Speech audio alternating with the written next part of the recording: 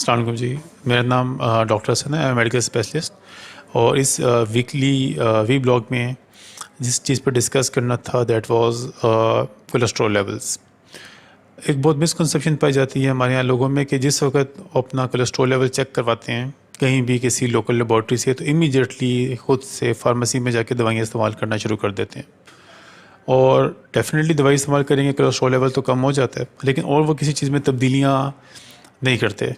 मसलन कि अपना लाइफस्टाइल चेंज नहीं करेंगे, अपनी एक्सरसाइज नहीं करेंगे, अपनी खुराक उसी तरह मोरकंद ग़िज़ाएँ इस्तेमाल करेंगे। तो सब पेशेंट्स से एक रिक्वेस्ट है कि जब भी उनका कोलेस्ट्रॉल लेवल थोड़ा सा रेज़्ड आता है या जब रेज़्ड आता है तो प्लीज़ खुद से दवाइयाँ इस्तेमाल मत करें।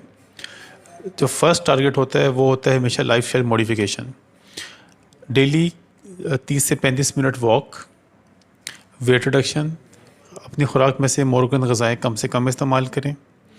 और उसके बावजूद अगर कोलेस्ट्रॉल लेवल्स कम ना हो रहा हो तो फिर फिजिशियन को दिखाने के बाद कोलेस्ट्रॉल की दवाई इस्तेमाल करें।